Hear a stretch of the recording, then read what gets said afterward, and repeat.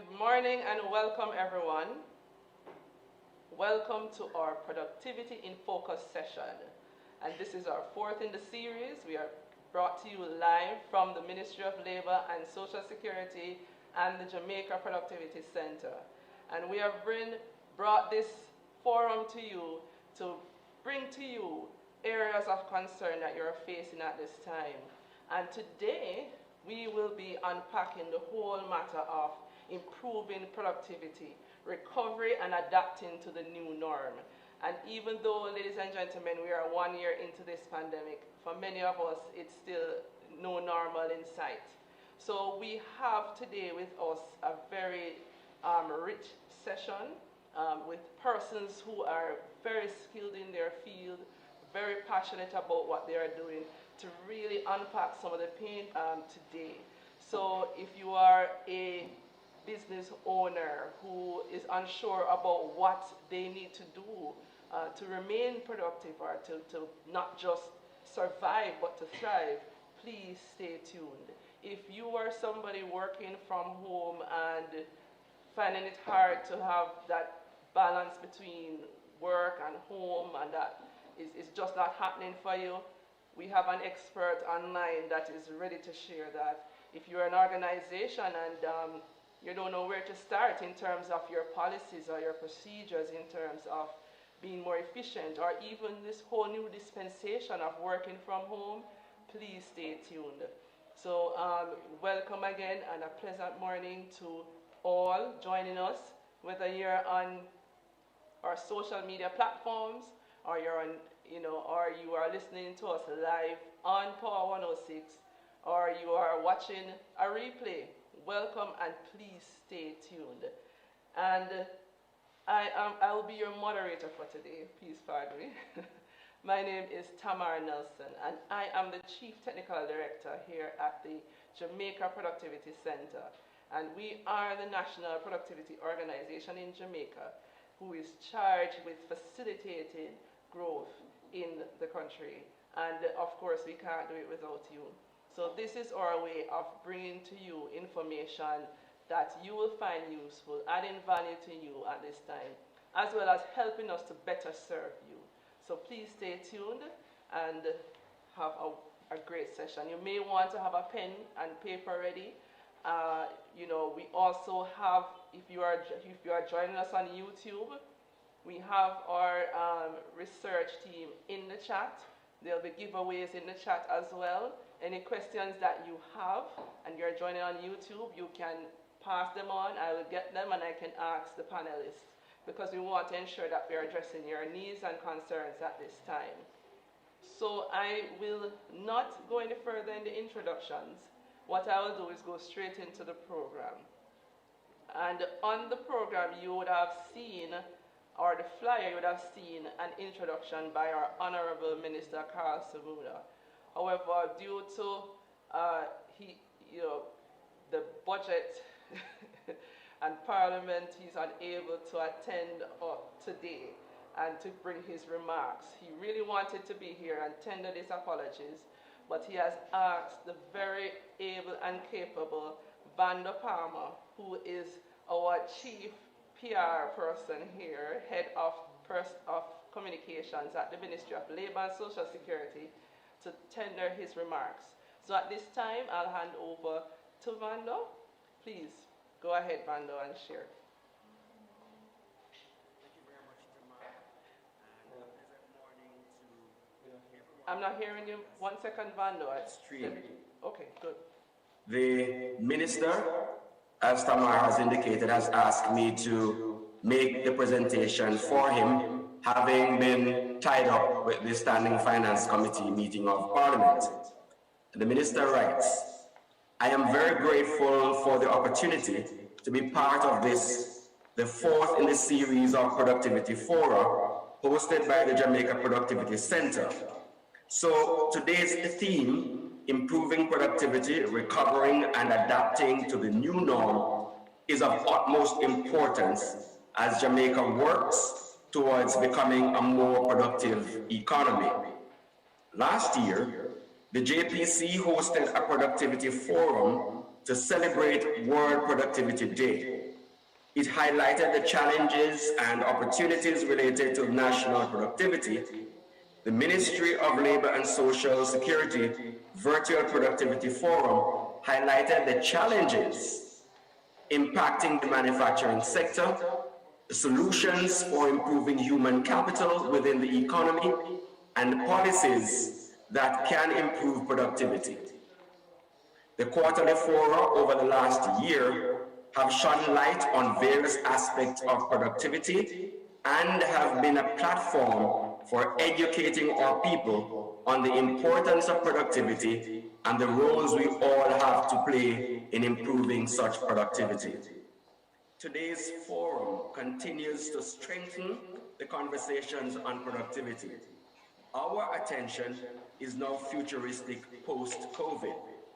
How can productivity help our firms, our industries, and the nation to recover from the devastating impacts of the COVID-19 pandemic? How can our industries be more resilient? What are the lessons we have learned in this so-called COVID-19 era? What positive changes have been made that we can carry into the future?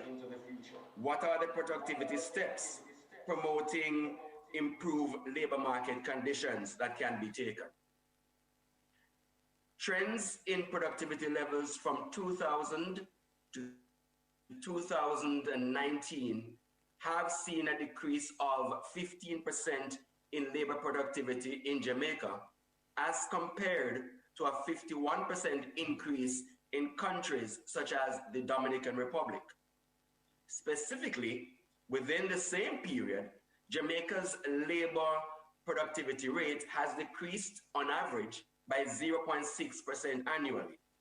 Furthermore, in 2018, Jamaica's annual output per worker was 10,640, which was lower than that for the Caribbean and approximately less than half that of the world and upper middle income countries. The decline in productivity over the last 2 decades largely reflects increased levels of employment, which have not translated into economic growth. This therefore indicates that our country needs to consider getting more persons to work and ensure that the new employment is actually related to productive activities. COVID-19 has exacerbated the challenges we face as it relates to productivity. Based on the real value-added forecasts from the Planning Institute of Jamaica, it is estimated that labor productivity in 2020 has fallen relative to 2019.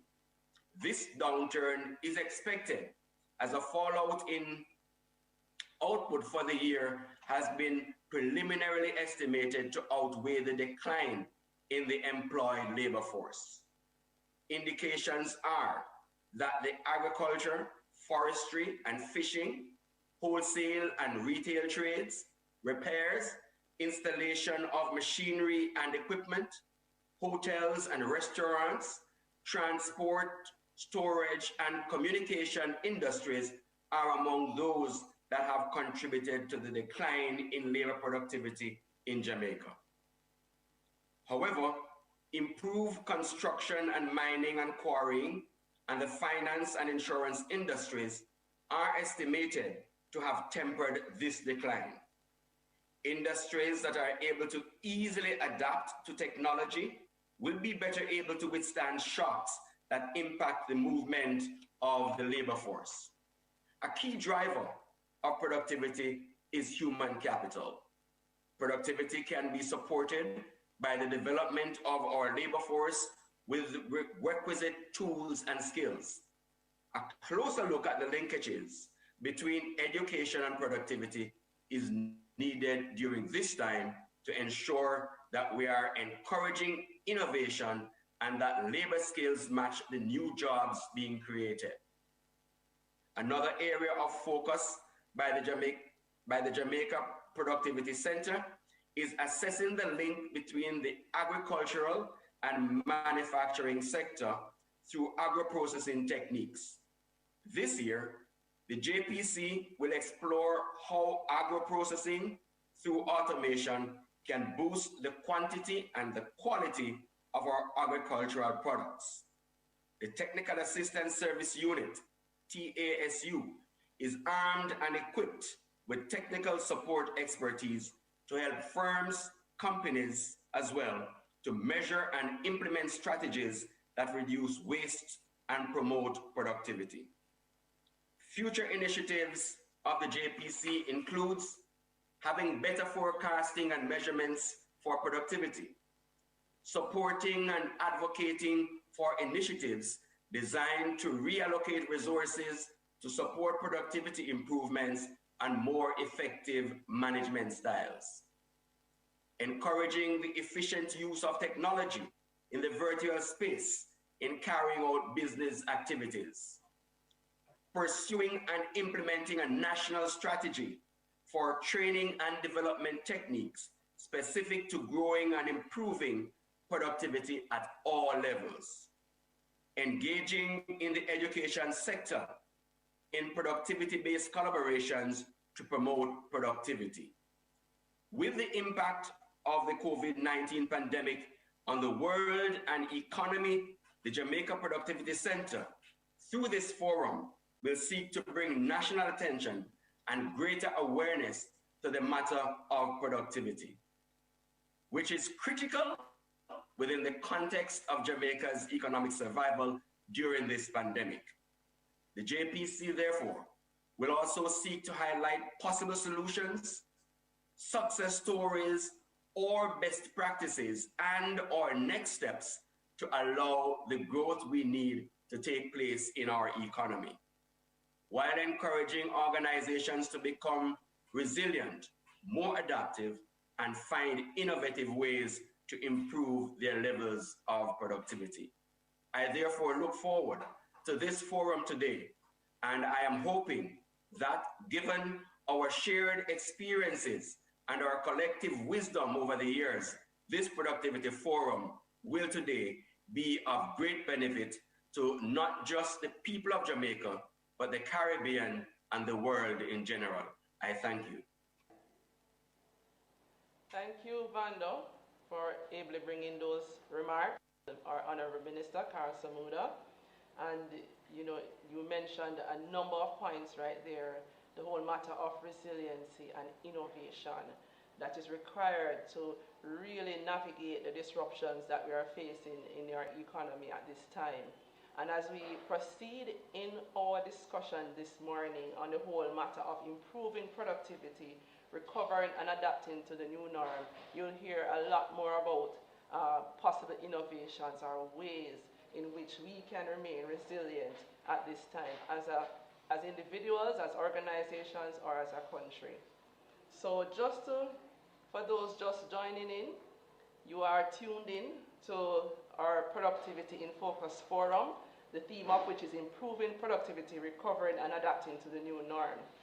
And just to give you a little bit of what we will uncover today, this will include looking at the impact that this pandemic has had on businesses in Jamaica. Also, what recovery steps and possibilities exist. The role of government and initiatives within government that are available to help persons or organizations in this period. We'll also be looking at the whole matter of the future of work and telework to be in particular, which is of utmost concern to many, especially since just this week we have gotten more restrictive orders from our Prime Minister as it relates to working from home. So you would want to be tuned into that to hear more about that. What we will start off with, however, is the whole matter of where we are as a country as it relates to productivity or statistics, as well as what we are doing in terms of offering technical assistance to persons. So that was mentioned in the Minister's remarks about that from our team right at the Jamaica Productivity Center. But before I go any further, I would like to introduce you to who you'll be hearing from today. So I will ask each to unmute as I call on them, so you hear who you'll be speaking to. And the top of my screen, I am seeing Jonathan Isaacs. Will you just introduce yourself? All right, pleasant morning, everybody. My name is Jonathan Isaacs. I am the Senior Productivity Specialist here at the Jamaica Productivity Center. I do hope that, this forum will provide for you some value. Thank you. Thank you, Jonathan. So you'll be hearing from one of our experts. Next, I'm just going in order of who I'm seeing on my screen here. Next up, we have Gregory Khan. Mr. Khan, can you introduce yourself to our viewers? I'm Gregory Khan. I'm Managing Director of the Uniform Center. I've been Managing Director since 1990. I've had a very close, very long relationship, well, since 2011 with the Jamaica Productivity Center. And whatever good we have achieved is in part due to that relationship. And I want to say that I'm very, very proud to be associated with the JPC. I'm very happy to be here and to be of some use to you in serving. Thank you, Gregory. And you will be hearing from Gregory about his own experiences during this period and what he has been doing as a small business owner to survive at this time. Thank you, Gregory. And next up, we have Dania Ashford. Dania? Good morning, colleagues, and good morning to those that have tuned in. I am Dania Ashford, International Trade Specialist at the Ministry of Industry, Investment and Commerce. And I look forward to sharing with you the convergences between trade and productivity. Thank you.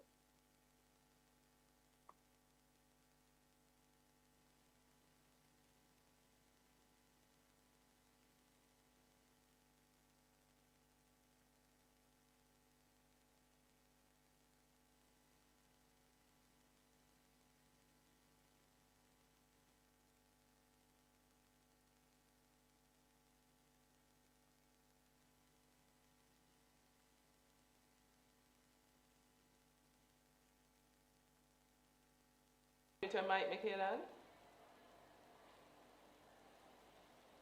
All right, so I'll just move right Okay, along. sorry. I'm hearing you now. I wasn't hearing you for a while, Tamar. Good morning, everyone. My name is Michaela Urquhart. I'm the Senior Director for Research and Measurement at the Jamaica Productivity Center. And it's great to be here today, and I'm looking forward to the enlightening discussion. Thank you, Michaela. And we look forward to hearing about where we are in terms of our statistics, so looking forward to that.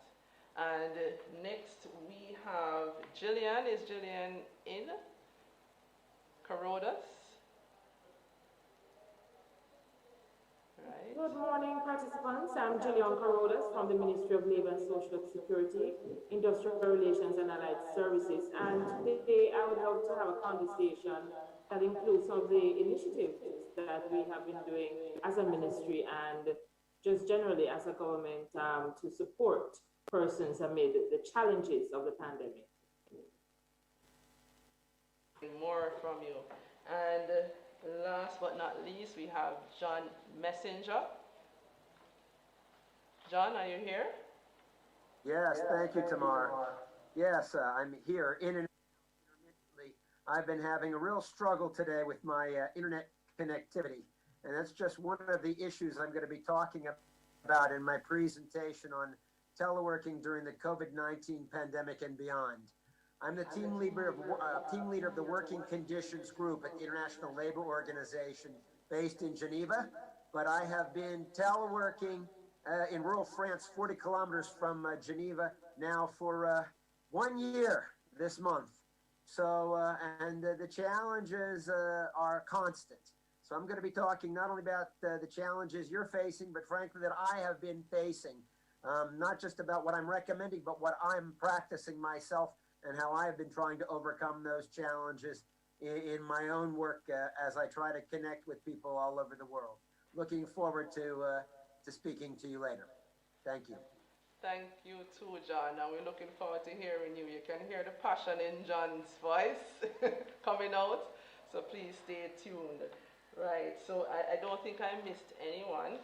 And at this time, I'm going to go right into the meat of the entire reason why we're here today. And to start us off, we are going to have a presentation by the team at Jamaica Productivity Center, who will be unpacking where we are in terms of the statistics as it relates to productivity in Jamaica at this time, and also look at our technical assistance services department and some of the things that we have been doing there, also sharing what else can be done.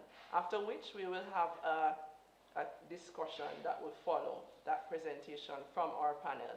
So at this time, I'm going to hand over to Michaelan Akart, who is our senior director in charge of research at the Jamaica Productivity Center, and she will then hand over to Jonathan Isaacs. Now the team has, just please pay rapt attention to what has been prepared. Over to you, Michaelan.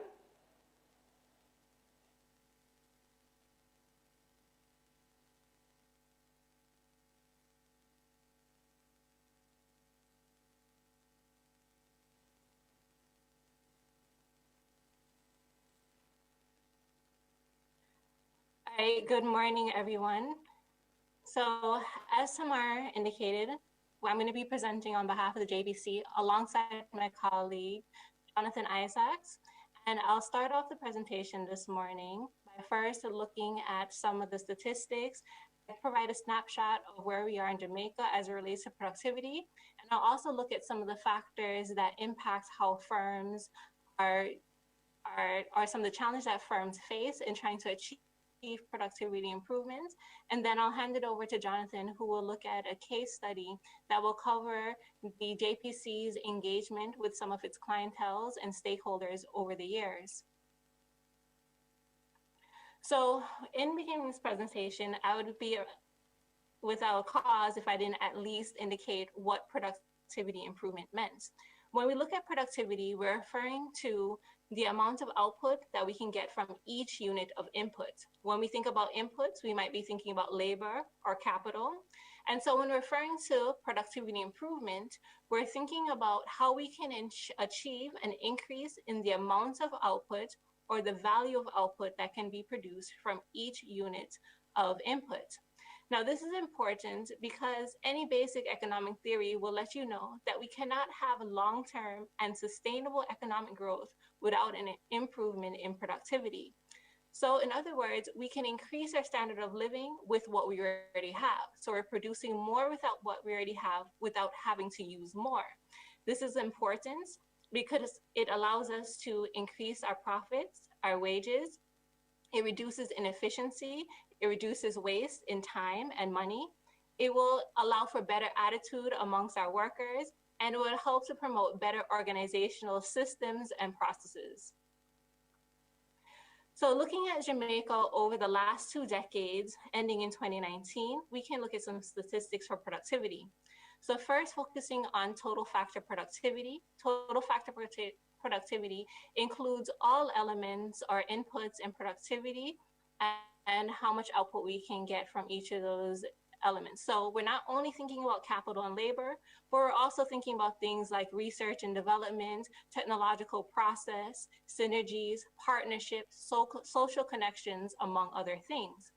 And if we look at the graphs to the left, we see that over that 20-year period, total factor productivity has generally been declining. And on average, it has declined by 0.02%. And capital productivity, which is the amount of output that we can get for each dollar of capital that's dedicated towards a production process, we find that it also on average has been declining by 0.2% over that 2-decade period. So as we saw declines in total factor productivity and capital productivity in 2019, we actually saw increases, or a slight increase in labor productivity for 2019. However, we note that the labor productivity for Jamaica is relatively low compared to other countries in the world in its income bracket and even within the Caribbean. And then on top of that, we note that labor productivity over the years has also been declining. In fact, it has been declining at an average annual rate of 0.6%. Now to the right, you will see a list of the annual average change for labor productivity by a year.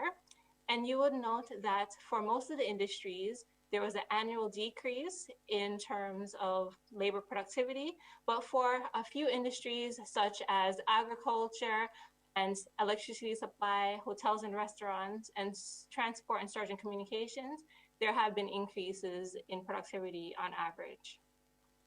But the great question is, what has happened in 2020? Well, based on preliminary estimations about the revalue added changes for the year, we anticipate that output per worker for 2020 would have fallen. And this fall would have been pushed largely by the decrease in services such as hotels and restaurants and other services that were impacted in terms of its supply and demand from the impacts of COVID-19 and the measures that have been implemented in order to quell its spread. However, there were some industries that had experienced an increase in output per worker for the year, such as electricity and water supply, as well as finance and insurance services. And what this indicates really is that these industries, despite the limitations in the movement of labor for the period, were probably able to adjust through the use of different management techniques or through the use of more technology to the impacts of the pandemic. Now let's break it down from the year and go now into the quarter. So if you look at quarterly changes, specifically if we hone in on the period October to December 2020, we can look at two series of changes. One over the year. So the red represents the changes over the year. So that would be October to December 2020 versus October to December 2019. And then we can also look at the quarter change. So that would be in green, which would reflect the percentage change moving from October to December 2020 compared to July to September 2020. So you see, if we look at the year change, that several industries such as hotels and restaurants, as well as transportation and storage, would have been experienced a decline in output per worker, largely due to the decline in real value added, due of course to the pandemic. However, if we look now at the quarterly changes, we find that the hotels and restaurants registered an increase or anticipated increase in output per worker, largely due to an increase in, or kind of a sort of a movement towards recovery as it relates to number of tourist arrivals.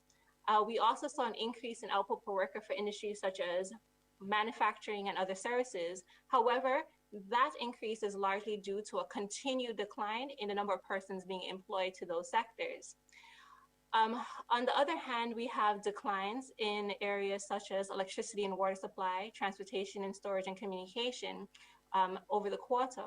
And this reflects a recovery in the amount of persons that have been employed back in these sectors when we compare quarter over quarter changes.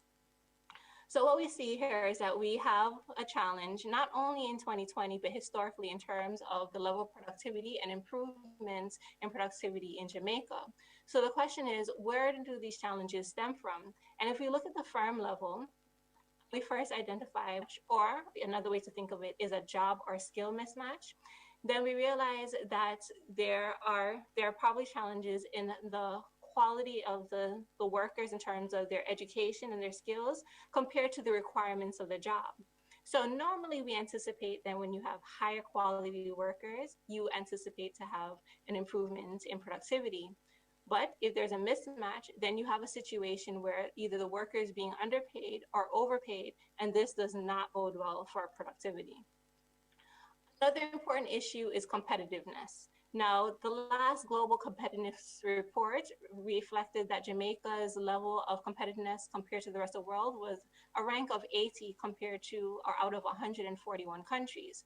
Now, research has shown that firms that tend to have higher markups also tend to have lower levels of productivity. And this could be related to a number of reasons. One, they're not able to access the right amounts of quality of inputs at the right prices. It may be the scale of the organization. And so this is an important issue that needs to be accounted for and addressed. Another issue is management practices.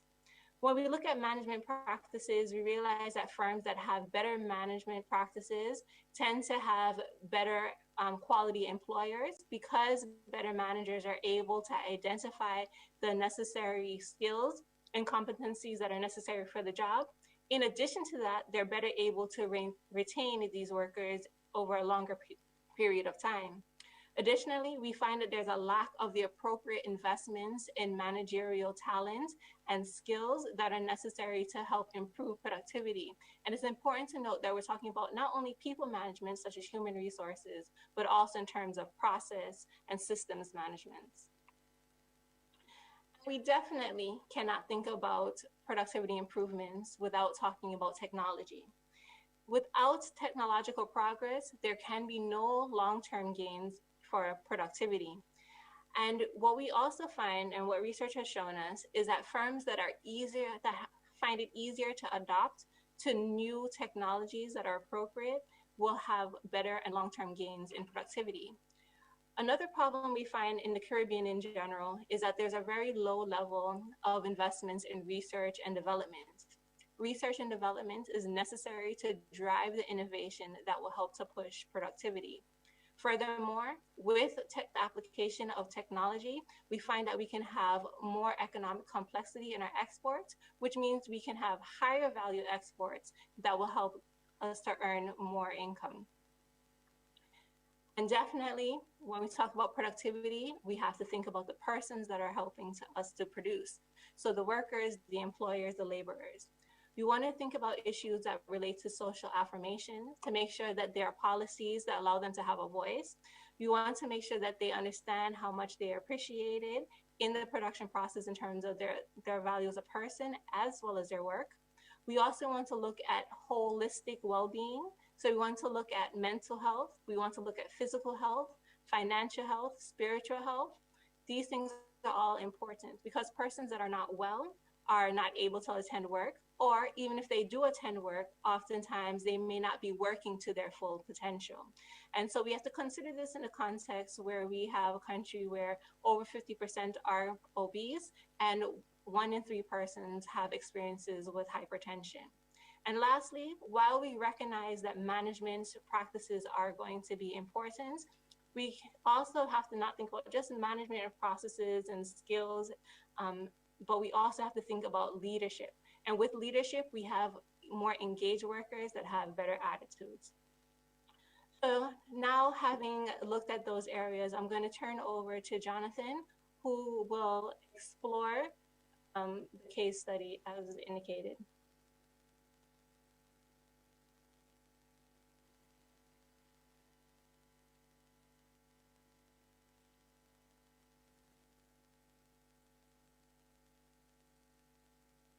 All right, thank you so much, Michaela, for sharing that perspective with us. So I'm going to go into sharing with you guys today a perspective that is more grounded in terms of a practical approach. So Michaela would have shared with us a perspective in terms of the research aspect of factors that are impacting firms achieving productivity or productivity improvement. So what I'll be sharing with you today is practice of how the center, through the technical assistance services unit, would have found out from our client as to what are some of the issues they are facing. So the methodology that we would have employed for this exercise would be utilizing data which was collated over since 2009 with firms both in the private and public sector, which would basically be collated in a database where we captured issues that are faced by companies and other organizations. And basically these would have been collected through interventions which are basically not limited to the productivity audits, consultations, workshops, and trainings. So I want to make it clear that we would have worked with a very wide cross-section of firms spanning various sectors and industries. However, for the context of this case study, we took a sample of 110 firms that were analyzed. So what you'd find also is a case where some of these firms would perhaps, we would work with them multiple times for different reasons. So we go straight into the results and into the analysis. So if you take a look at this pie chart here, what it does is to break down a share of the industries and sectors that we would have had interventions in. And as I alluded to earlier, these could include productivity audits, consultations, workshops, and training. And immediately right off the bat, you can see that approximately a little over 1/3 of all our interventions are centered in the public sector, so government in that regard. And second, which is 18%, be, for example, our manufacturing sector. This is basically just a share of all the interventions that the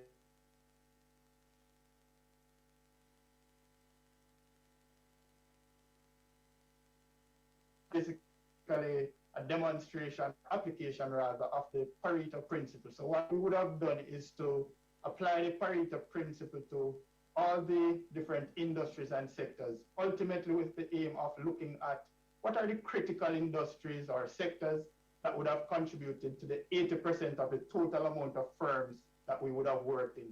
And immediately you can see that the 20% that is the critical, that would refer to as the critical amount, would be, for example, the government services, manufacturing, other which is broken down into education and technology, real estate, and agro-processing. So the question, or the thought-provoking question I'd like to ask today is, could these 20% of items, if they are solved, or if we focus on these industries, could it be that perhaps we would see a shift in productivity that we require to see? You know, that's a question that we may want to think of. So in a nutshell, this basically captures the industries and the critical industries to which we work or carry out our interventions. Again, another application of the Pareto here.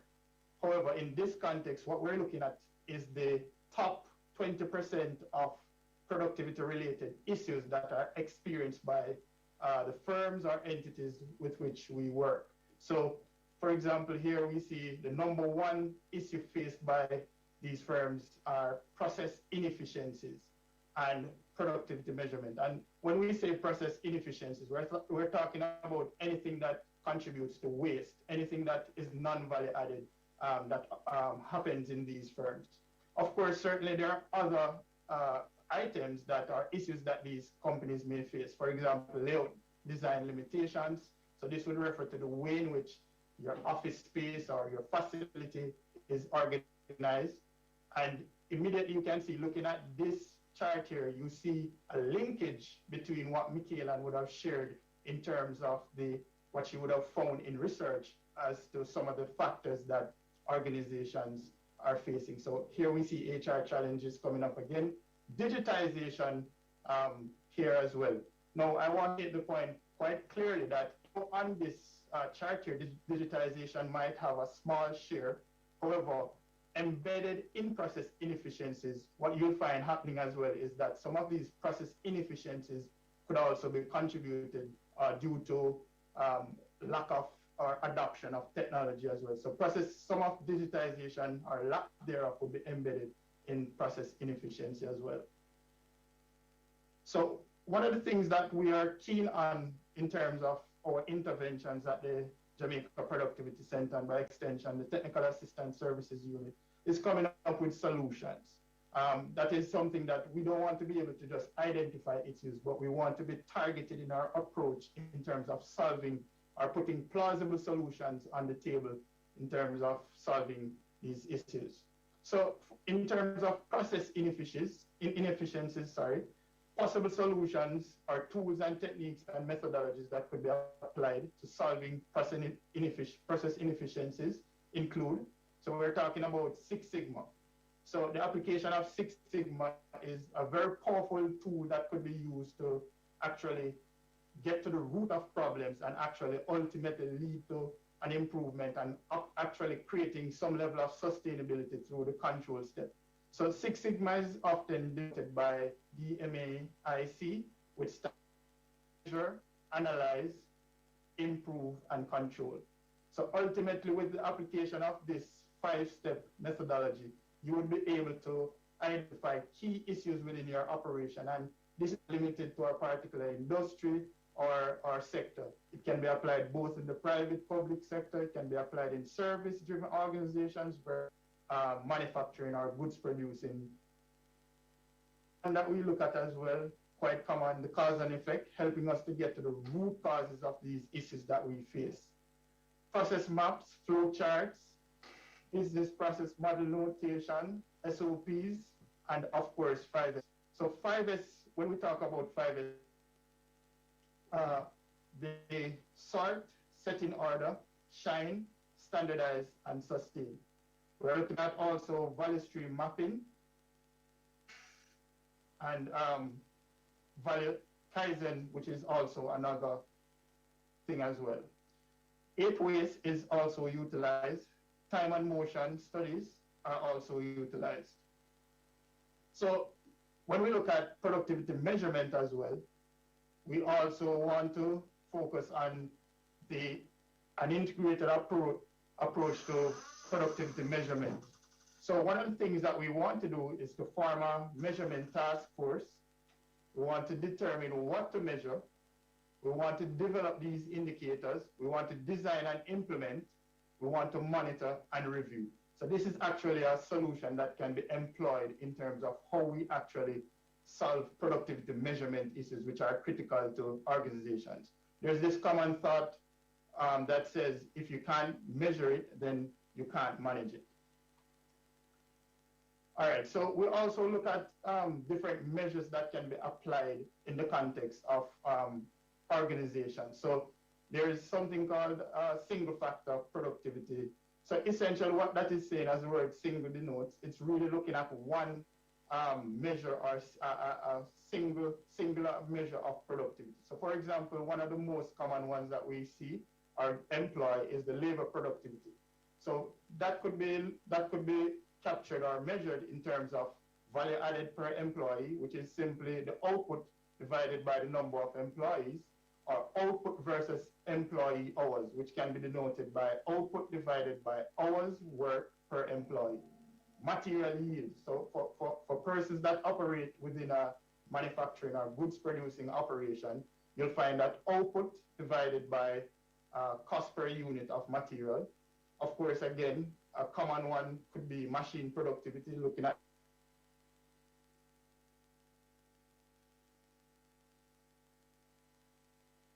output versus capital cost. And that is basically output divided by cost per unit capital. Now, when we talk about multi-factor, for example, Michaela would have alluded to, for example, total factor productivity, which basically looks at multiple inputs to achieving a level or a particular level of productivity. So one example could be units of output divided by unit of labor, for example, as an input, plus the unit of capital, plus other units of material. And there could be several inputs that could be employed to calculate a multi-factor productivity. Now, there's one element that I'd like to introduce as well. It wasn't in the top two, but I think it's very critical, which is the limitations faced in terms of laying out spaces. Now, this is oftentimes maybe neglected because persons may feel that, we're able to, it's not such a critical element of our operation, but the application of systematic layout planning, spaghetti diagrams, can lead to layout optimization. So I've shared with you an example, just a simple example of one of our actual clients and how we would have used the spaghetti diagrams to optimize or to drive productivity of that operation. In summary and conclusion, we're looking at it is incumbent upon us to ensure that productivity is incorporated in the way that we operate in our personal lives, while at work, or in our businesses. This will lead to value-added contributions across the sectors and industries of our economy, particularly at a time when our country is being hit by a global pandemic. With a productivity-centric attitude, we can realize gains that are sustainable after the pandemic and will make us more resilient to future shocks. And ultimately, our recovery strategy for Jamaica must include the application of productivity improvement tools and techniques. Thank you very much for listening to my presentation. Further to reaching out to us, you can contact us via telephone, email, Facebook, Instagram pages. So feel free to reach out to us and we will support you as best as we can.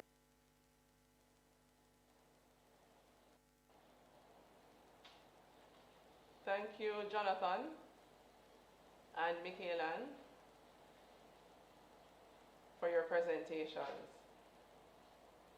So there you have it, ladies and gentlemen. You have heard it straight from our team at the Jamaica Productivity Center, right? Michaelan, who is our Senior Director in charge of Research and Measurement, and Jonathan, who is our Senior Productivity Specialist, right? And what they have just shared with you, ladies and gentlemen, is some of what we are doing at the Jamaica Productivity Center. So we have some questions from Facebook. Stephen, I think Michaelan would have answered your question on the national productivity output percentages, the rates of this year versus last year, the comparison, and also from, I don't have who sent this in, but our productivity figures in the economy and the environment. So we would have answered some of those questions. So you can keep your questions coming, but we want to, at this time now, ask our panel to comment on what they have just heard and what resonated with them from the presentations in terms of our, you know, where we are in terms of productivity, the factors that are affecting us, and, you know, whatever solutions that are in the space or that we can employ at this time. So I am going to start up. Mr. Khan, are you there? Yes. Yes, Definitely. Mr. Khan. I'm sure what happened, what was just presented, will resonate with you as a small business owner. Your line of business, Mr. Khan, for those who don't know, just share it and just give your comments on the on what was just shared. Essentially, we have been making uniforms, but we are particularly focused this year and going forward on serving the healthcare sector, particularly in the area of the such things like scrubs, masks, you name it. Essentially, and we are also being helped, as I mentioned in my opening remarks earlier in the introduction, by the JPC. I was really happy with Jonathan and his team, and they came and they helped us, because we're now relocating to a much smaller space than where we are at the moment, and that's presenting a wonderful opportunity for us in terms of it's going to be giving us the chance to increase our productivity and help us to refocus on basic issues like simple measurements, reinstituting our 5S, which was briefly mentioned earlier, as well as engaging in some very lean practices. And these things are there, they're not meant to increase anybody's workload unnecessarily, but they're there to supplement and to guide and to inspire and to uplift each person's productivity, and actually to make life a little bit easier for everybody as we actually go forward. And so it's giving us an opportunity to these changes, particularly coming out of the COVID-19, to totally re-examine what our core values are as a team. And I think that the team that we have now, which is short of many of we give us an opportunity to get rid of a lot of the bad eggs that were in our organization. So we have a team here that is absolutely committed. As a matter of fact, they have come up with the basic core values and a review of our vision, our revision statement. I mean, the input of the team to that.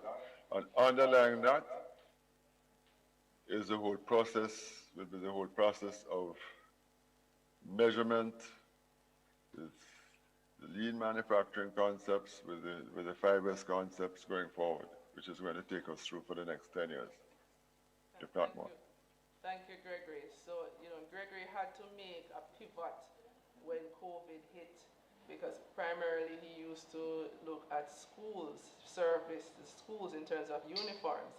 And now he has pivoted to the health services sector. So he has put certain things in motion. He has engaged the Productivity Center, who is helping him with some of the tools that Jonathan just mentioned, which are very simple, easy to implement tools that can help with process efficiencies and flows. And you have been reaping those benefits as you heard. And I think another thing that Gregory just mentioned is the whole matter of the team and involving the team in the whole process. And you'll find that especially at this time that is going to be key. So thank you for sharing that. They're the very core. Yeah, they are. They are the core of everything that we do in our organizations. So thank you, Gregory, and that has been working well for you. Dania, we heard a lot about competitiveness and increasing our value added, the need for innovation. Could you speak to what resonated with you and possible solutions for persons and organizations in Jamaica? Well, thanks, Tamar. I mean, presentations were very well done. As Michaela pointed out, based on the Global Competitiveness Index, we are 80 of 141 countries. And that shows us that we have a lot to make up for. How are we going to be competitive and maintain competitiveness and grow our competitiveness in the global space? It depends on partnership. So normally or previously would have thought of public and private sector as different entities. I mean, what COVID-19 has taught us is that we are actually partners in this.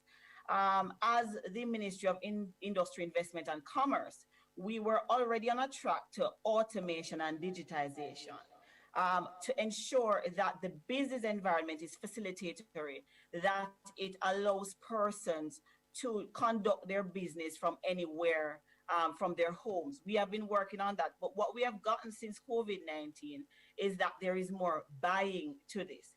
And I would like to pause here because it was pointed out in Jonathan's presentation, but I wanted to make it a little bit clearer that digitization and automation does not necessarily mean efficiency and competitiveness.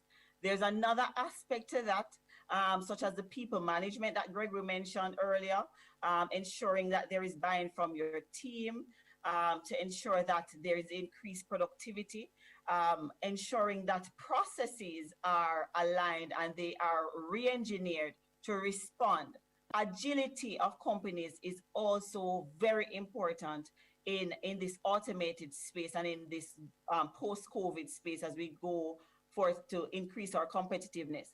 So we need to understand that our response times need to be a little bit quicker for us to enhance our competitiveness. I'll stop there for now, but I think what I can leave here is that we should ensure that we don't confuse digitization and automation to mean that there's automatic productivity and there's automatic efficiency.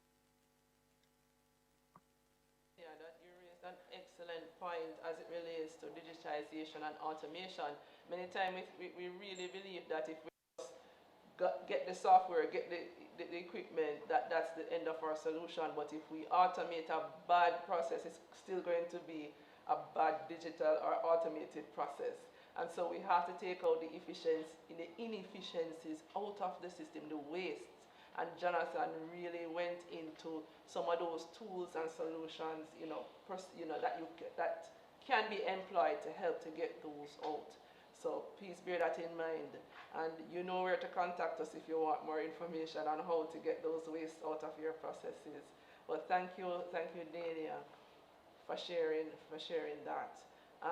Jillian, are you with us? Can you also come in and speak to some of what was, mentioned? That there was a lot of human factor information, in terms of the impact that human factors have on productivity. can you speak to, anything in those presentations that resounded with you and some of the things that we are working on in the Ministry of Labor and Social Security to help persons during this time of COVID?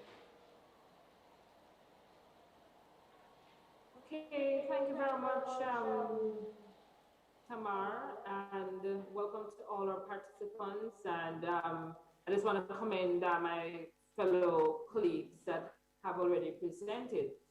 And just to say that the pandemic, though a lot of persons would think of COVID as a negative, having a negative impact on society, I want to just flip the script a little bit to look at COVID in a positive light. And yes, we have seen in terms of labor and productivity that employers and workers have been equally impacted. And generally, I say that employers have faced their own challenges, just staying open, looking at and complying with the new protocols in terms of sanitation, the digitization demands that have come on us overnight. Workers have felt the impact also by the loss of income in terms of their salaries. Some have had to agree with their employers to take less salary just to stay employed. Some persons have been laid off, or they are now unemployed due to redundancies. Now, what is important is how we bounce back. How do we come back in a very sustainable manner? How do we ensure resilience? And the Ministry of Labor and Social Security, like other ministries and agencies of government, have had to look at what services can we offer. And the ministry is presently armed and able to provide support for the skill matching that is going to be needed. Because as we look at every sector, we recognize that it's not business as usual. The theme for today recognizes that there's a new norm. Even in enterprise, we have to re-examine what is required to move forward. What are the skills that are required? The talent pool that we'll need. And certainly we need to create that talent pool. Employers will need to train workers. And also, the Ministry of Labor provides information in terms of what are some of the new talents that you will be required to employ in your organizations. I did hear Mikhail speak about the Productivity Center and what you have been doing. But here at the ministry, we also have been researching and studying on labor market information. We have lots of publications that enterprises and our colleagues in government and civil society can use to inform themselves as to what to expect. These new careers that are coming up as a result of COVID-19 present lots of opportunities. We also have a robust program that we call Electronic Labor Exchange. We generally call it the ELE. And we have made it so easy, and this was actually before COVID, that you can actually log on to our app, the LMIS app. It's available on Android devices and also a website. If persons want to use the Android devices, they can actually go to Google Play Store and download that app, and they'll be able to log on as job seekers or employers, and that does a skill matching, and we are able to place job seekers in opportunities that are presenting in the digital industries and just any sector. About 2 weeks ago, we have been actually filling positions, and a lot of the young persons have found lots of opportunities through that. But I just want to turn my attention to a couple of other things. We're involved in dispute resolution, amicable settlement of disputes, labor law advice and guidance, and we provide sensitization sessions. But we have been embarking on a very big project that should give us that leverage, that labor market stability, and it's a COVID-19 labor market task force. And what they're really doing is to assess the impact of the pandemic on workers and employers. Yeah, Jillian, yes. So Jillian, are you hearing me? Right. So that task force will be unpacking a lot of information that will be really beneficial in terms of how we recover at this time and respond to the disruption of COVID-19. And so the task force is putting together that information as we speak, and persons can look out for that, right? Certainly. And they will have 4 phases of providing us recommendations. At the immediate phase, answer some of the labor law questions, etc. And I have been, these questions are streaming in from all the different pages and coming in full. So please stay tuned to the MLSS website to hear more of when these initiatives and reports are being shared so that you can benefit from them.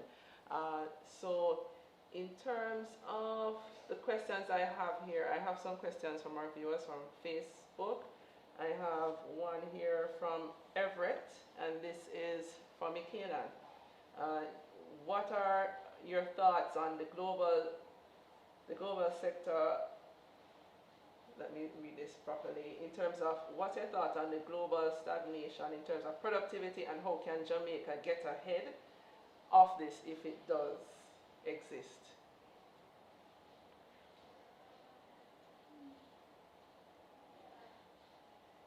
Is Michaela? Okay, so in terms of the stagnation, so what we find is that internationally, there's actually been a stagnation in labor productivity, and there's lots of reasons that account for this. One of the reasons is just in terms of the change of the demographics of the population. So you have a lot less people having children, you have persons being older and being a part of the workforce. You find that just because of the amount of development that has been happening throughout the world, so you have more trade. So the more trade we have is that there's less room for growth in trade.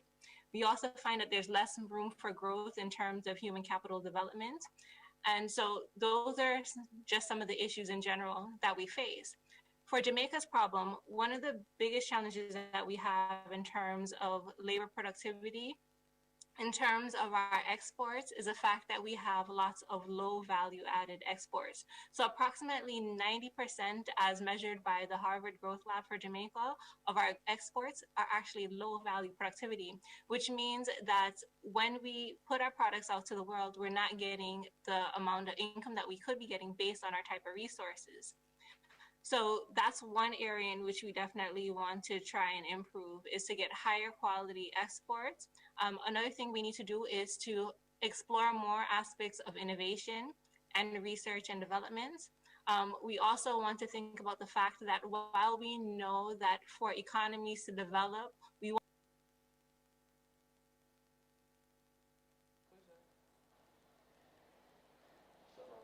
Hello, Michaela? Are you? We're not hearing you. we also want to think about industrializing our agricultural sector, and also thinking about doing that by maybe employing more things like agro-processing, right? So improving the value of our exports, looking towards things such as agro-processing. And we also want to make sure that we are looking at the new jobs that are being created and ensuring that the skills that are being developed and the training that's being given helps persons to match the needs of the jobs. Thank you for your responses, Mickey, and to Everett's question. And thank you, Jillian, as well. Jillian spoke about those new jobs that are emerging. She also spoke about the LMIS app that is downloadable in our Google Play Store, that you can then have access, input your information and have access to some of those opportunities that are arising as a result of this pandemic. Our research has also shown the shifts that are happening in the labor market, and they are moving towards agro and processing, as Mikhail just mentioned, that we need to look at industrializing this sector, and also we need to look at higher quality exports. Dania is our trade specialist in the group. Dania, could you do you agree with this approach, and what opportunities exist for businesses to increase their value added and to get that out to the world? Because we're not just looking at the Jamaican market here if we are thinking about the growth that we want to see in productivity. We have to increase the value that goes being exported to see that. Can you speak to that for us, Dania? Thanks, Tamar. I definitely agree with what Milan said. However, in addition to that, I would like to also add that we also need to look at diversifying our markets that we're targeting.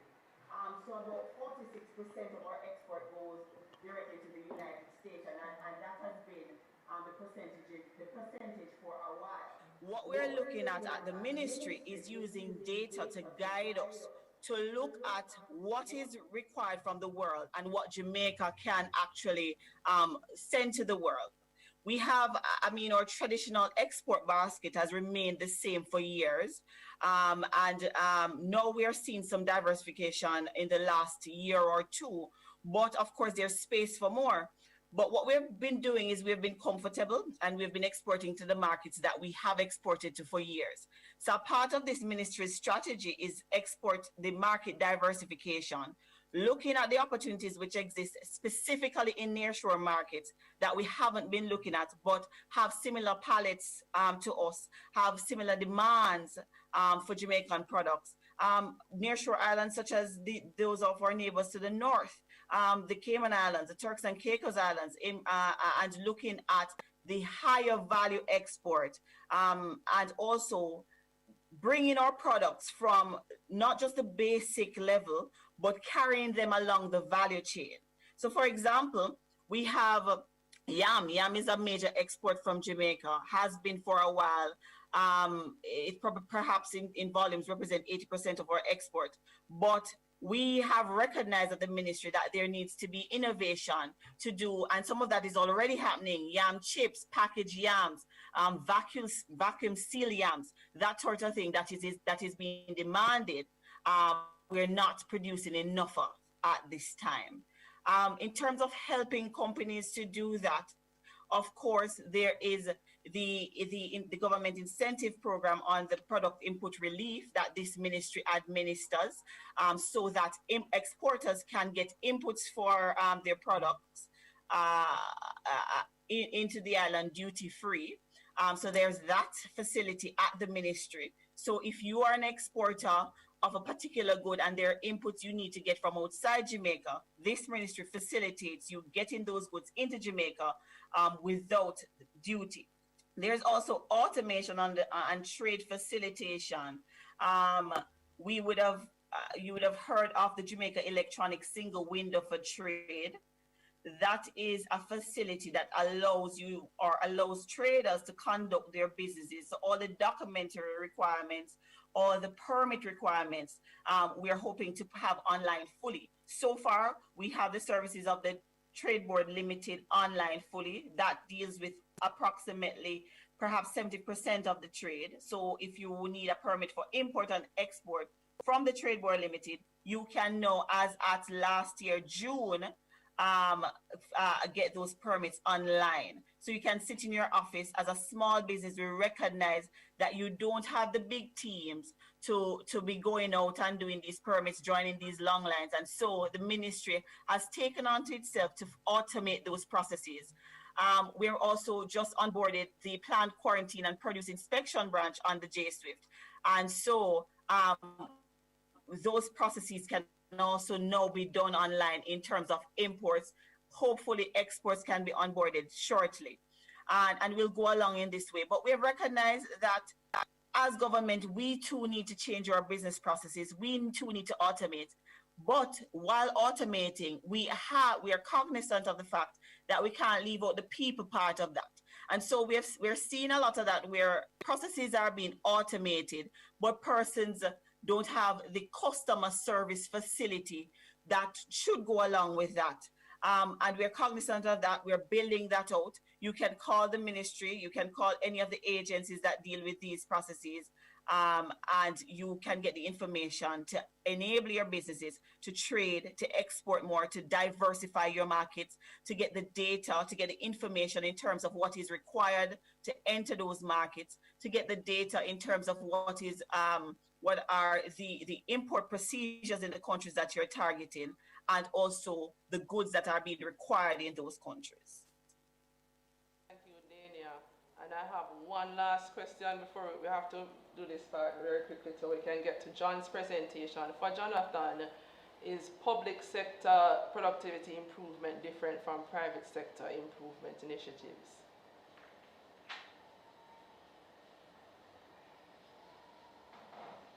All right, so as it relates to the public sector, in the public sector, you may realize that improvements in the public sector will require, I think Dana was making the point that it will require a lot more in terms of buying, in terms of getting persons on board, because a lot of these initiatives, you may have brilliant ideas, however, if you are not able to get persons buying in that regard.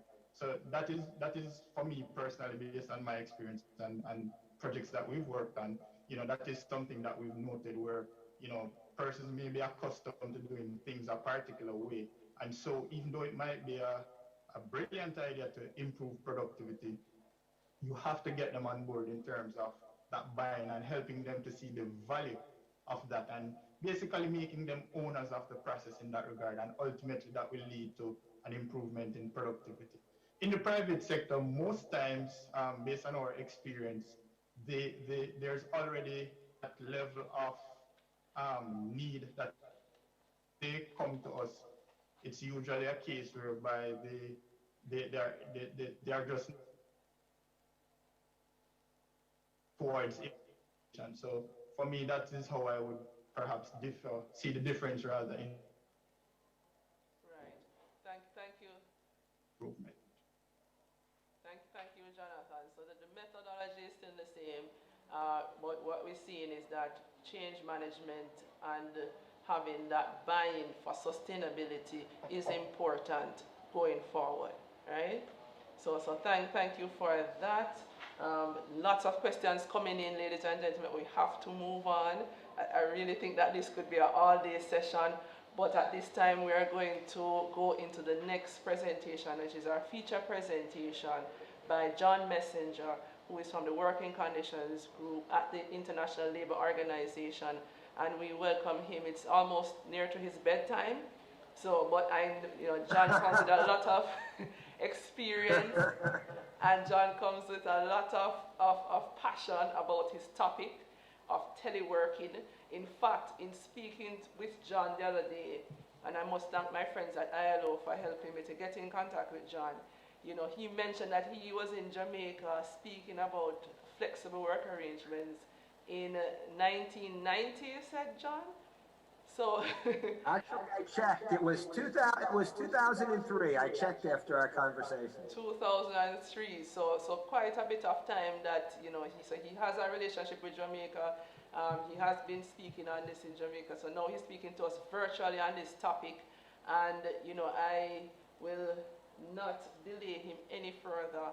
But he is the guru on telework. Please, John, over to you. We want to hear from you. Thank you. Let me put up my screen. Yes? Can you all see my screen?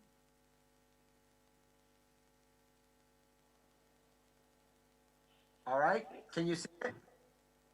Yes, John. Yes? I'm seeing you. You're good to go. Please proceed. Okay. Then let me start. Okay, I'm going to hope my internet connectivity holds because I've been having terrible problems today. As Tamar knows, we also had an electrical power cut earlier today. They're doing electrical work and construction work on the road, and it's been a really rough day in terms of trying to telework, I'll tell you. So let me start. If at any time I get cut off, be assured I'll reconnect. All right, what I'm going to talk about today is teleworking during the COVID-19 pandemic and beyond. This is directly related to the topic of your forum because it's a key focus of my presentation is productivity. And the key really is trying to find a way that you can improve your productivity in a way that also benefits workers and gives them the kind of flexibility they need to be able to organize work and deliver it in the way that works best for them, and at the same time achieves the best business results at the same time. So I'm focusing on this guide, Teleworking During the COVID-19 Pandemic and Beyond.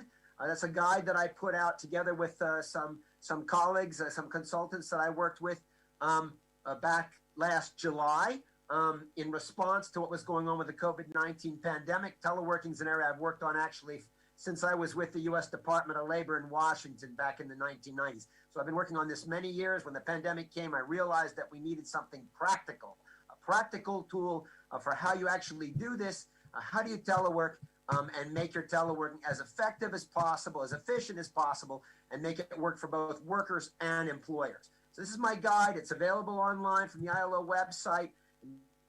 Present this and this presentation also at the same time will give you a handout of the key points from my guide. So if you only remember what's in this presentation, then you will have the. All right. Sounds good, John. Just to get started, back on the 11th of March last year. So we're almost a year since that time. We're almost a year since that time. And back then the World Health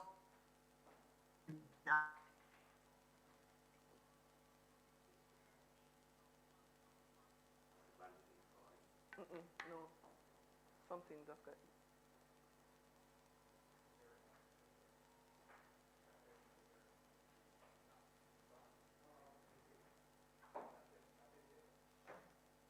That's him. John, are we? John, I think you left us. Please hold on. Let us try to get you back. John, are you hearing us?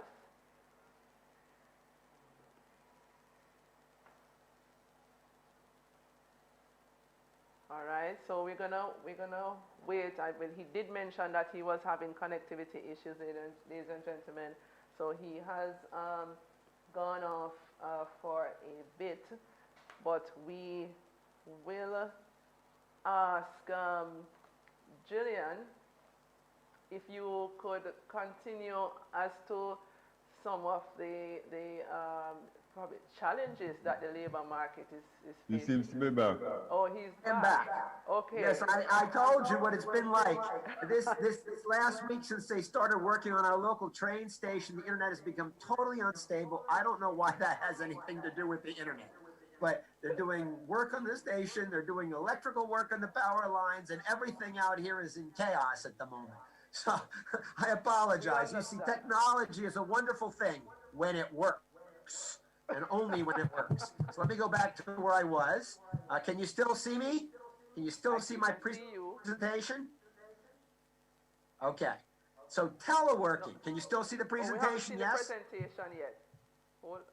Yeah, okay, so teleworking, that's just was leaving off what it is. It's the use of information and communication technologies to work from outside the employer's premises. Now, it does not include those working in the platform or the gig economy. The purpose of this guide is to provide practical, actionable recommendations for effective teleworking, applicable to a wide range of actors. Also to support policymakers in updating their existing teleworking policies, and finally to provide a flexible framework through which both private enterprises and public sector organizations can develop or update their policies and practices. Now, this guide isn't just for the pandemic or a natural disaster, but it can just as well be applied to teleworking in general. We are now entering what I call a new era of teleworking. Before the pandemic, only a small part of the workforce was working from home or another location outside the employer's premises, mostly on a part-time or occasional basis. John, are you hearing me? We're not Can you hear me? Yes, we're hearing you. We're seeing you. Okay. Not seeing Yeah, you. I'm having a very hard time hearing you. I just want to make sure you can still hear what I'm saying. We can So hear between January and March of 2020, as COVID-19 infections were sweeping the globe, countries told employers they had to close up their operations and introduce full-time mandatory telework for their workers. This form of telework is a dramatic change from previous practices. It was introduced as a temporary, short-term solution to allow organizations to continue operations and preserve jobs. But this temporary or short-term solution has been continuing for a year now. And although some workers in some countries are starting to return to the office, many others are still teleworking full-time for the foreseeable future. And I myself have been teleworking now for a full year.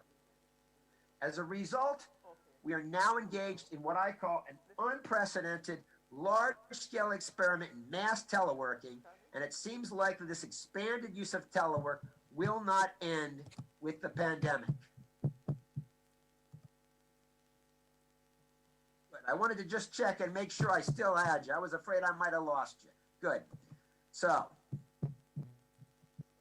Yes, John, we are hearing you. We're just not seeing your screen. Good. Yeah, I can barely hear you, but good. So we'll move forward to the next slide then. Now I'm going to talk about the teleworking guide. This is the key. I mean, I'm going to talk about 8 areas, 8 focus points, we call them, for ensuring worker well-being and productivity. The first is working time and work organization, which is another of my areas of expertise. I actually deal with telework as part of a new form of work organization. It's part of the overall work I do on working time and work organization. Now, even when employees are teleworking, key aspects of work organization still have to be respected. For example, the workload, performance standards, and legal protection should remain the same as for workers who are working at the employer's premises. And one key difference, however, is teleworkers need to be responsible for managing the organization of their own working time. This is one of those issues I was talking about when I did my tripartite workshop in Jamaica back in 2003 on flexible work arrangements. We need to give workers the ability to organize their own working time so they can be as efficient and as effective as possible.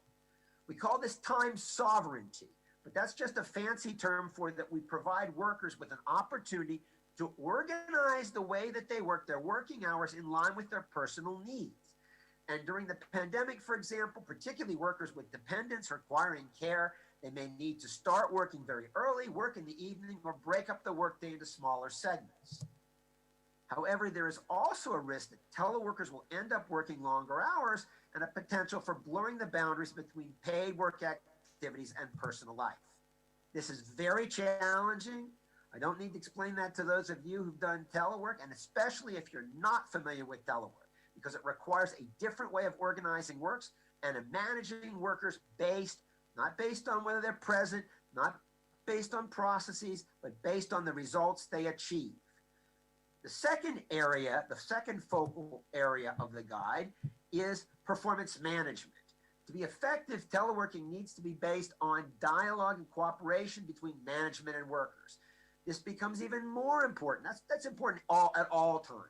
But it becomes even more important when teleworking is mandatory and when it occurs on a full-time basis, because this isn't normal.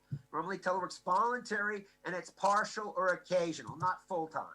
Studies, including some of those that I have authored, I've done a lot of research on the subject too, they indicate the most effective method for managing teleworkers is through a process called managing by results.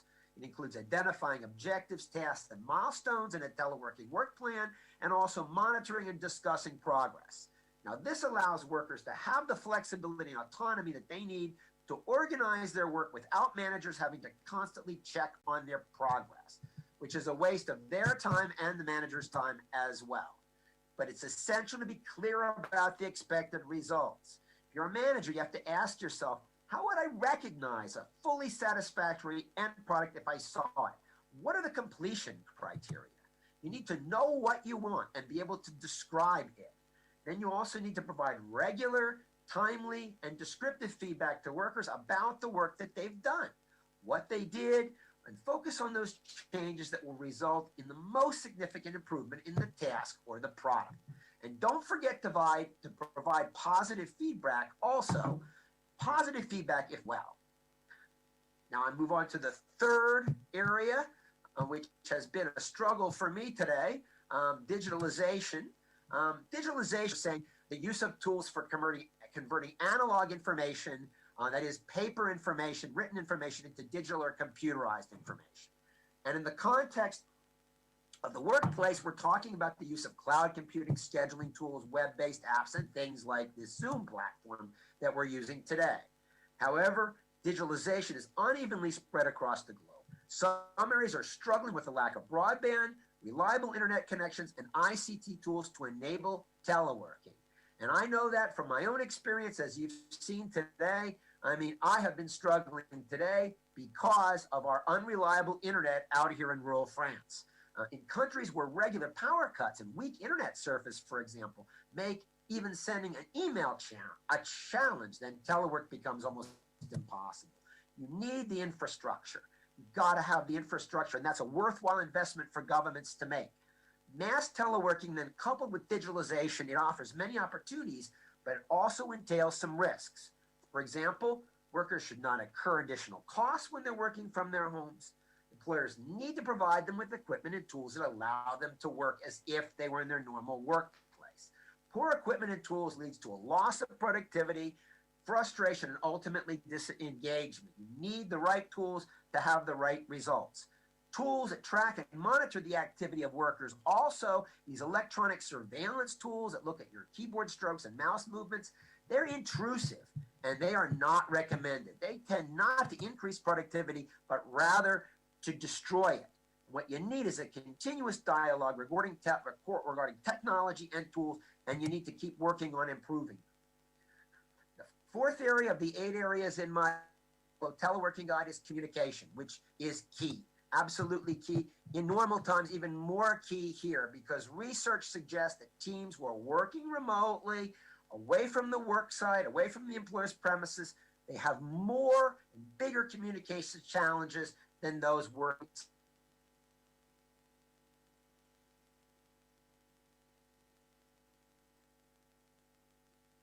All right, I've lost John again. So at this time, you know, he just spoke about some things a while ago, management by results, you know, the whole matter of digitization and, you know, the style that, you know, change in how we do things in terms of performance, measurement, etc. The Ministry of Labor and Social Security is looking at the whole matter of flexible work arrangements, etc. We have Jillian on the line. Jillian, can you speak to some of what we are looking at right now as it relates to policies and going forward out of this pandemic? Thank you very much, Tamar. I have a little bit of audio issue. So just like John, I'm having a little bit of a challenge, and that's part of the challenge we're having with teleworking as well. That persons have issues with bandwidth, etc. Now, as a ministry, the Ministry of Labor and Social Security, I have said several times that we have to lead from in front as part of the government's response to labor in Jamaica in terms of working remotely, teleworking.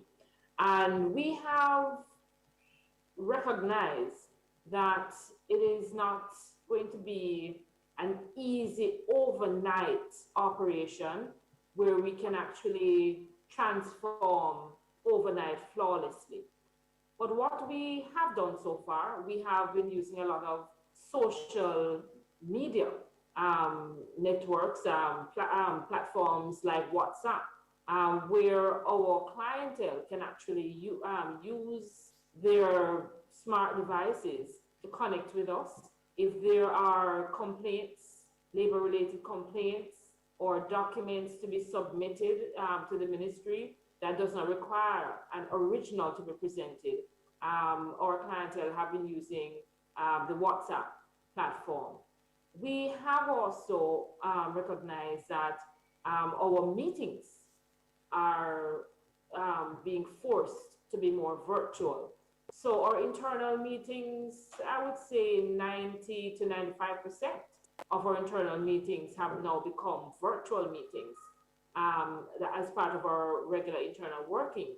And we have to meet with our external stakeholders quite a bit.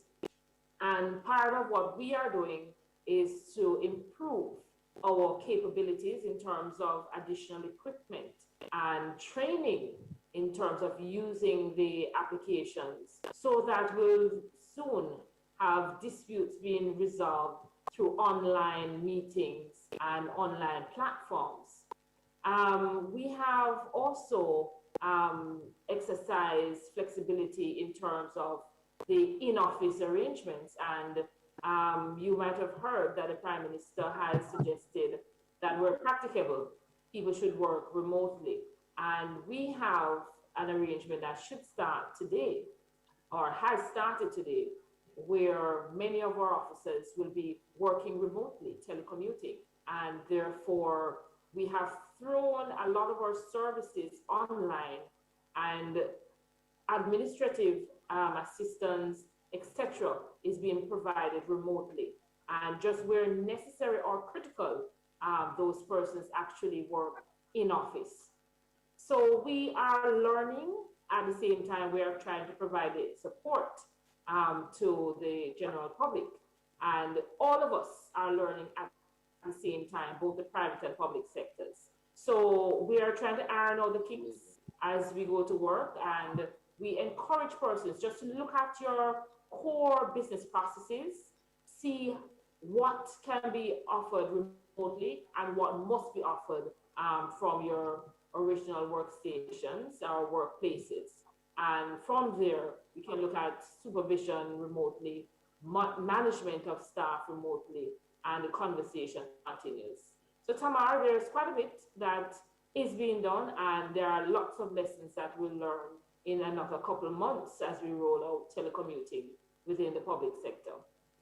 Thank you, Gillian. Thank you, Gillian. And I think you would have expressed or answered some of the questions that have been coming in as it relates to, you know, how efficient is technology in promoting and supporting the current work from home orders during this pandemic. And also the question as it relates to the gaps as it relates to technology and adapting to the new norm.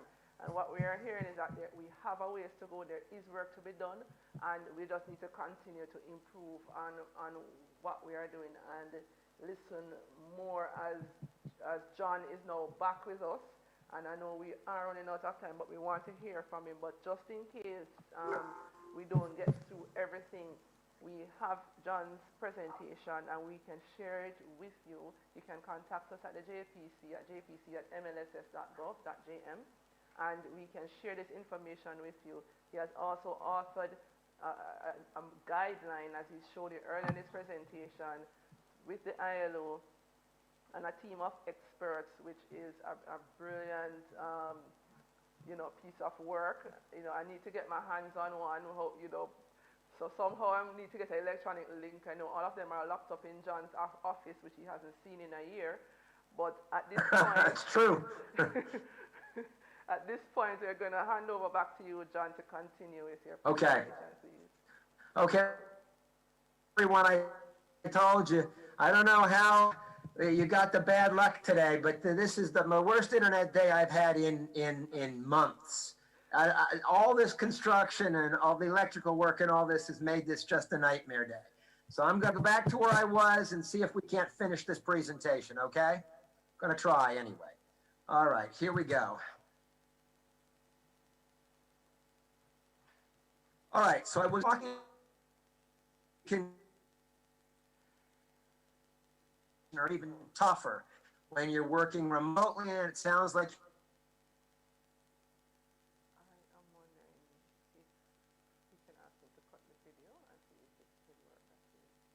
John,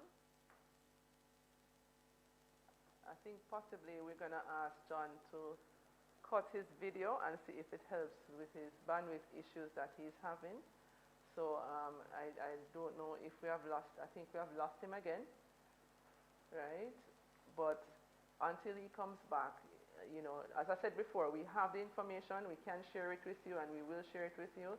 Just contact us via email or call us at 922-1598, and we can share and get your information and share his presentation with you. John is the teleworking expert, and he has just spoken about the whole matter of you know, how we manage, how we measure performance. And what he has been really saying to us, ladies and gentlemen, is that we cannot do the same thing that we're doing in office and replicate the exact same thing at home. It will require some changes in terms of how we operate and what we are doing.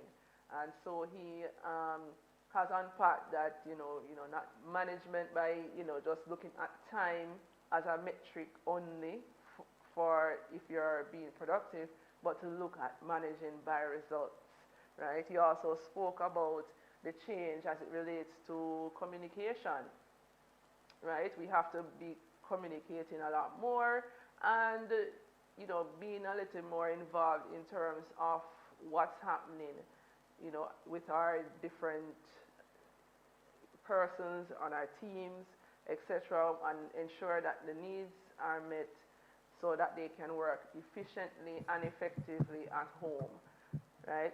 John, you're back? Yeah, we'll see how many minutes I'm back for, but I'm back again. Right. This is not a good demonstration of effective teleworking, I'm sorry to say. But I'm going to try again. Shall I try again? The irony of it all, but what I'm going to ask you to do, John, probably if you cut your video, it might help with the bandwidth issues a little bit. It would certainly help, yes. Right? It would certainly help. Is that okay with you? That's okay with me. And if you can give us the main points in, say, 10 minutes or so, right? Right. So that we can have a little discussion afterwards because we wrap up here at 12. And then what we will do is share the information so that persons can access it and even put it on our website, etc., your presentation, that they can have more information, right? So go ahead, John. Yeah, no doubt not having the visual will help with the bandwidth. I was trying very hard to keep you on, and the more people that have their videos on, of course, the more that affects the bandwidth. But today, as I say, has been really rough. So let me try to finish this, if I can, with the video off. You go back to where I was talking again about communications, which has been a struggle today.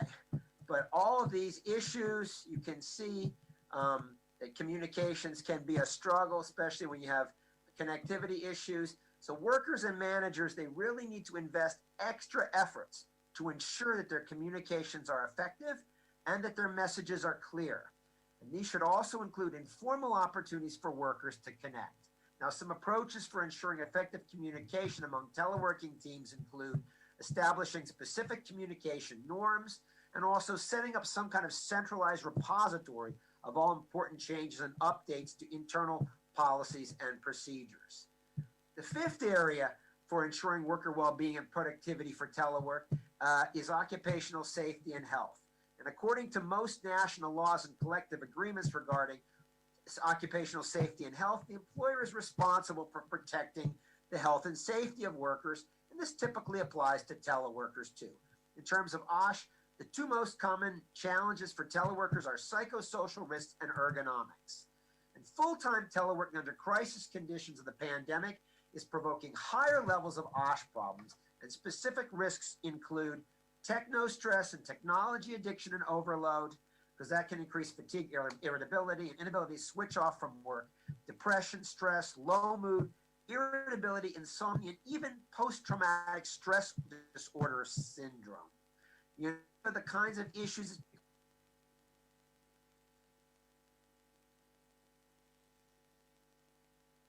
isolation in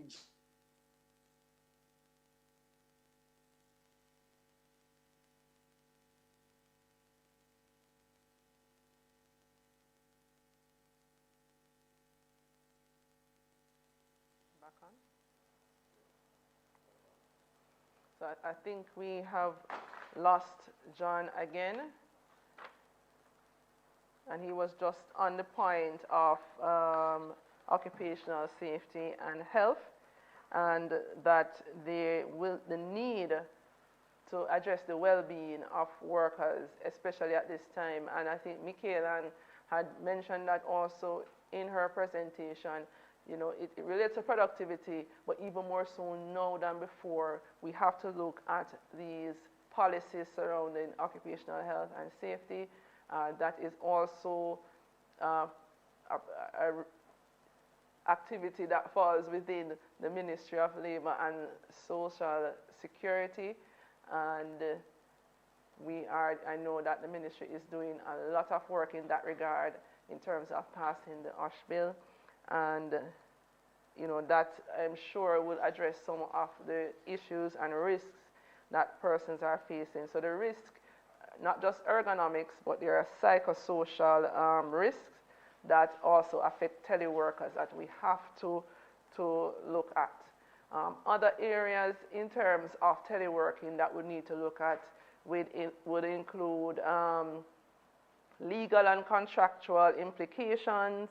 There are training implications as well in terms of not only using the technology, but also in terms of you know, being the best worker in the space and having that whole work-life balance, etc. This may take some work and training, and I know organizations in Jamaica have started in terms of helping persons with that transition in, as it relates to working from home, ensuring that they can bring their best forward and be as productive. And they have been reaping the gains, so it has been working, and those are things that we can employ.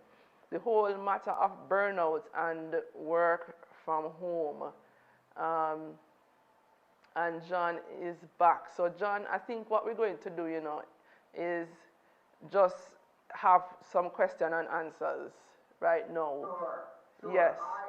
You know, I'm really sorry to everybody. Yes, yes. This really has been the worst situation I have faced in months regarding trying to make a presentation. I don't know what it is about today, but today has just been my nightmare teleworking scenario. And I will probably, unfortunately, be talking about this as an example of how technology can totally undermine me. But I'm really sorry. So John, on that point, what's the workaround? I mean, we have to use technology in a telework situation. There are disruptions that will happen and flukes that just happen like today, because you and I spoke and we had no issue with our conversation. And now today we're having this, you know, so what the same thing will happen when we have important things to do, working from home. How do we get around things like that? What are some of the workarounds or the solutions? Well, I think one of the things, and it's absolutely essential for something like this, and my apologies again to all of your listeners, but it's essential for something like this. But I think these kinds of platforms like Zoom and many other platforms, WebEx, and I mean, I've been on virtually all of them. I mean, they tend to be overused. There's no need to use these kinds of platforms for every form of communication, you know? And you were absolutely right. I was trying to give a visual for your participants, but you're absolutely right in saying that for example, you want to try to cut the bandwidth. That we tried that, it didn't work. Now I see all of the other speakers have also cut their bandwidth by turning off their video, which probably helps as well. You've got to just try basically to how can I say, to find other options when the option that you're trying to use doesn't work. You know, in some cases, it might be necessary, as you're doing today, to go to a central location where you can ensure that you have good connectivity. If you need to do a Zoom meeting or something like that, I did that earlier in the pandemic when I knew I had unstable connectivity, really bad connectivity. Right. But after they upgraded in October, I really haven't had any significant issues up until the last week. So I think the key is you use alternatives. You look for alternatives. You use good old-fashioned telephone calls, and emails, and other kinds of communications devices, WhatsApp. whatever that you can use. You use your smartphone, because a smartphone, I found, works in situations even when other things fail. Like this morning when the electrical power was cut, I communicated with you via my smartphone, because it was working based on satellite technology. It wasn't using the ground-based internet. Thank you, thank you. So there you have it, ladies and gentlemen. Use the other tools that are available to ensure that communication still happens. Communication is very, very important, especially when we are teleworking. Now, this month is International Women, is for the women, apparently, right?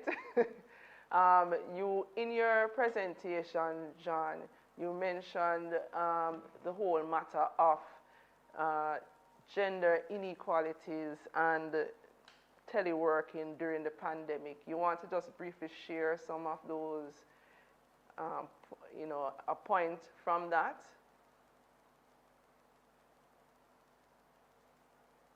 And we have lost him again, ladies and gentlemen. All right, so at this time, comments from the panel. Mr. Khan, you are a small manufacturing entity, right? And you're in garment manufacturing. How would this apply to you, and how did you navigate early on in the pandemic, etc., as it relates to working remotely or teleworking or using alternate flexible arrangements? Rejoins, I was just thinking that issue that you mentioned of having alternatives is very important in teleworking, because we're having several issues with bandwidth.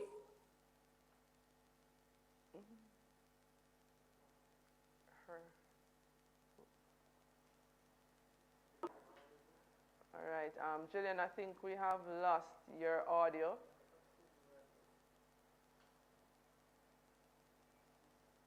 Jillian, I think we lost your audio.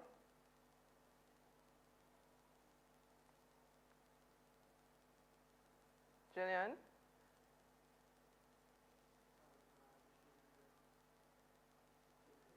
Anybody hearing her? Or is it just me?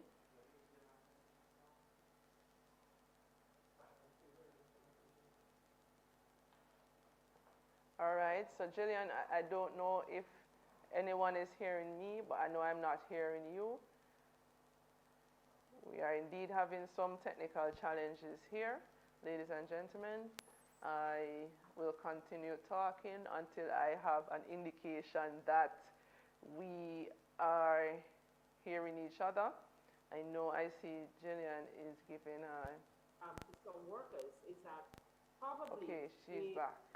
Choose a time that they are able to use the technology at a time that is not a school period, so that they are able to manage some of these bandwidth issues and the simple crosstalk that happens with a classroom at the same time that persons are at work.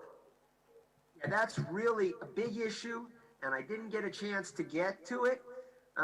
But that's one of the key things, and I really want to, if I don't say anything else to your listeners, apologize again for this ridiculous problems that I've been having. Certainly, as soon as we get off, everything will work fine. I mean, that's how these things usually go, But is the key to making this work is providing employees with flexibility in how they organize their working hours. That's the key. And the main trade-off, the message which I've been delivering and which is available in my guide, and I hope everyone has, and I see Tamara again, I hope everyone has also access to my presentation, because everything I was going to tell you is basically also in my presentation, this little cheat sheet. But the key takeaway is you need to give workers flexibility in how they organize their working time. They need to have flexibility. For example, if they have children who are in school, they have to do homeschooling. If they have other kinds of care responsibilities, you need to allow them to organize their work schedule in ways that work for them. And the trade-off is that they need to work based on results. That's how employers can be sure that they get the results they need. They get the results they need by establishing very clear deliverables, very clear things that need to be delivered, what needs to be done, by when, what the quality standards are, precisely what they need to do, and what the final deliverable, as I was saying, will look like. So management by results. So it's flexibility in the organization of working hours, this time sovereignty in exchange for delivering very concrete, very tangible results with specified deadlines for the employer that ensures them that workers are in fact working and not slacking off. And if you have any questions about whether they're slacking off, you'll find out when their deliverables come due. You'll find out, because if they can't deliver, then you'll know they were slacking off. But if they in fact do deliver, what they have signed on to deliver, what they've agreed with their employer to deliver, then you'll see in fact that they have, and they may be doing what I did last, which is I was.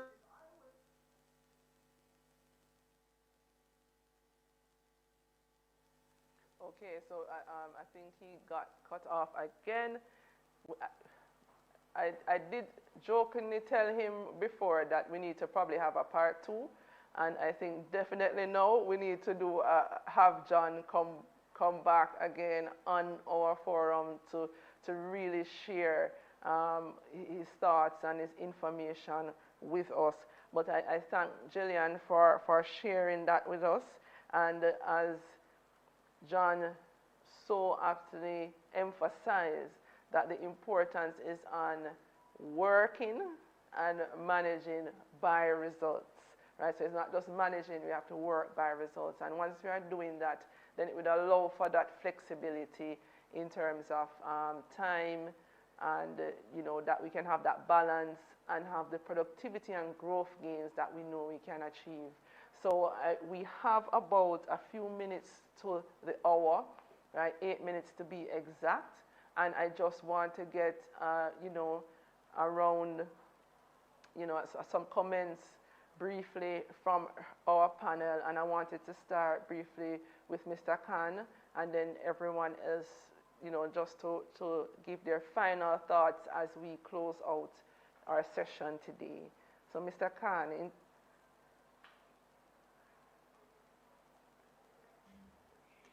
Hey.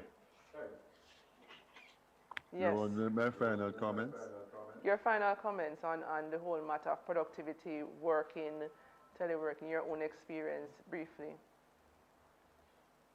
Well, I think I mentioned my own experience when I spoke earlier. And it's very important. All that is to be done here, the whole lean process, the 5S, the Six Sigma. Whether you're a small organization or you're a medium-sized organization or you're a large organization, these are things that can be implemented. But I think we need to, Tamara, forgive me, we need to put it within a national context. In 2011, when JPC and you first came into my life, a uniform center, I went around to various government organizations and asked them about JPC. And then I realized that you are the best kept secret in the entire government structure. I still think JPC is unfortunately the best kept secret in Jamaica.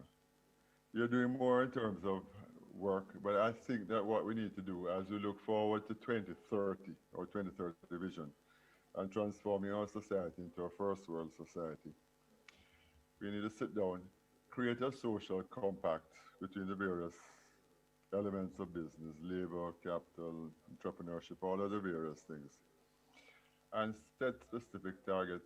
Say that by 2030, we wish to be averaging 6, 7, 8%, whatever it is, in terms of our productivity levels in the various areas.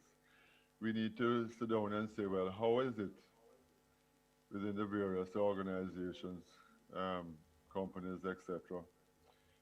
And companies have a right to set their own policies, but we need to encourage them to say, well, listen, look, at the end of every 2 weeks or 4 weeks. If you have productivity changes, positive productivity changes, if you have done a task that is far leaner and far simpler and makes life better for everybody else, how is that team that has done that going to be rewarded? It doesn't have to be a big cash element. It can be a ticket to a movie or whatever it is, or something very simple. So we can encourage people at various levels of our society to do so much better, but we need to incorporate it far more fully. The national vision, create a social compact where we get everybody on board and just drive this vision, bringing together all of the elements that you mentioned, John mentioned, Dana mentioned, Nikhil, Jonathan, Van, everybody has here mentioned. And it can be done. It will take a lot of effort and a lot of focus, but it has to become a central focus of what we are doing. Agreed, Mr. Khan. We need a national movement as it relates to productivity, and that is what one of the things which is one of the mandates for us in the upcoming financial year. And what these sessions that we are putting on do, not only are we doing this to help you, but we're also getting your feedback, your comments, and compacting that and using that in what we're doing as it relates to creating that policy for national productivity improvement.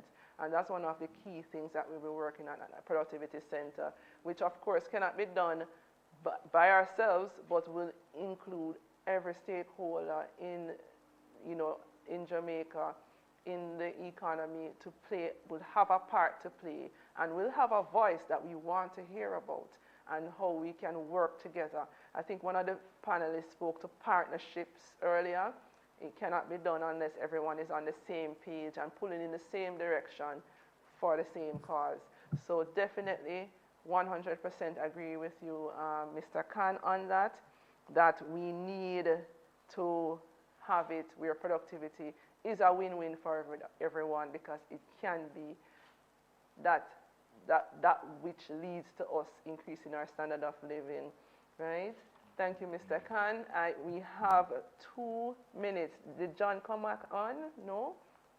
And yeah, I'm here, but I'm afraid even to try to say anything given how unstable the internet has been.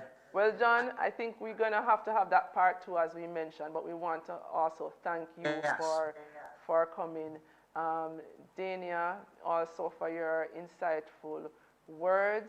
The team at JPC for that, putting together the presentation of what we really have been doing and some of the things going forward. Vando for stepping in for the minister, and Jillian for speaking to us about some of the initiatives of the Ministry of Labor and Social Security. We also want to thank the Power 106 for streaming this live, for the Ministry of Labor's PR team for helping to pull this all together, to bring it to you so that you can hear firsthand the information, for the vendors, Emerge Media, for putting together this live stream for us. We want to thank you, our listeners, for giving your time with us this morning, and we do hope that we have been of great value to you. We please stay tuned for more information. We have some more John's presentation that we will be sharing with you, and just stay tuned and please continue to be safe all, and thank you once again. Even if I haven't mentioned you, please note it's just that you are thanked. So have a great and safe rest of the week.